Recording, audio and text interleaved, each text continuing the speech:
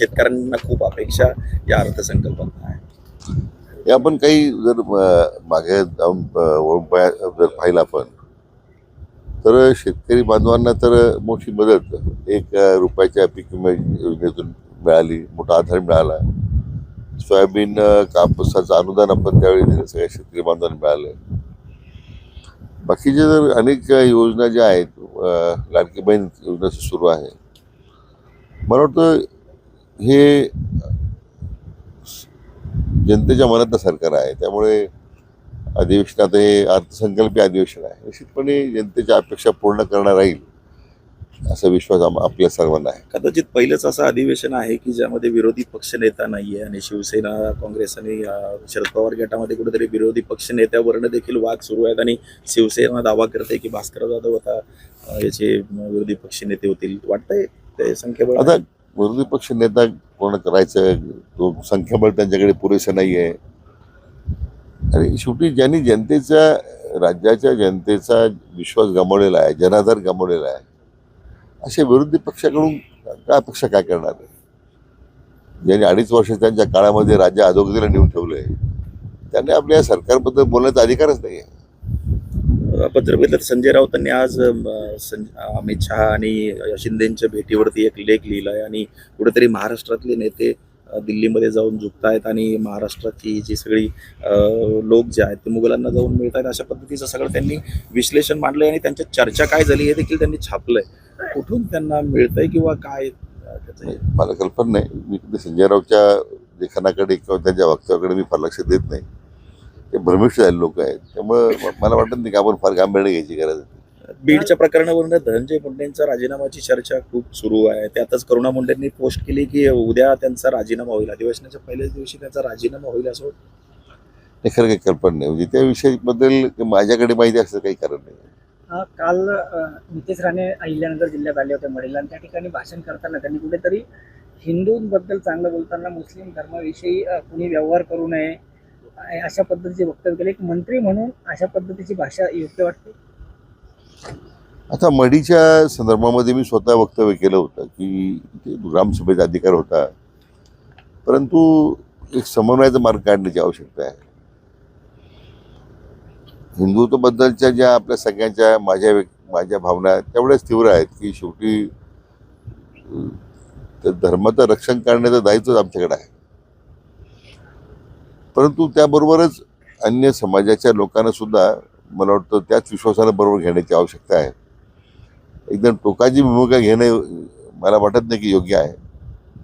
कोणत्या कॉन्टेक्स्टमध्ये त्यांनी विधान केलं नितेशजींनी ते मला त्यांच्याशी बोलल्यानंतरच कळेल. मला प्रशासनाने या ठरावाची खरं तर चौकशी केली आणि तो रद्दही केला आहे. मात्र मढीचे ग्रामस्थ किंवा ते जे ग्रामपंचायतचे लोक आहेत, सरपंच, हे त्यांच्या निर्णयावरती ठाम आहेत आणि मुस्लिमांना कोणत्याही परिस्थितीमध्ये व्यवसाय करू दिला जाणार नाही असं भूमिका त्यांनी घेतली आहे.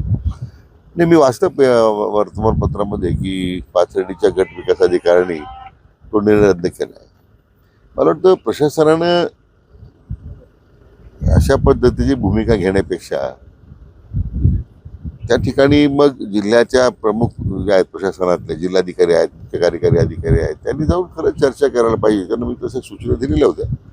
मला माहीत नाही चर्चा मी काय आता ह्या 2 दिवस कालवा सल्लागार समितीच्या बैठक असल्यामुळे, परंतु कोणत्याही गोष्टीची सक्ती करणं किंवा अशा पद्धतीच्या लोकभावनेचा अनादर करणं ग्रामसभेचा, तो प्रशासनाकडे सुद्धा तो अधिकार नाही आहे.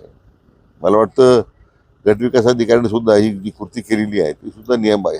मुक्ताईनगर मध्ये यात्रा महोत्सवामध्ये रक्षा खडसे जे आहेत केंद्रीय मंत्री, यांच्या मुलीसह अन्य मुलींची छेड काढली गेली आणि आज आत्ताही त्या पोलीस स्टेशनमध्ये ठाण मांडून बसलेल्या आहेत की टवाळ कोरोनावरती ज्यांनी हे कृत्य केलं त्यांच्यावरती कारवाई करावी. कुठेतरी महाराष्ट्रामध्ये चाललंय.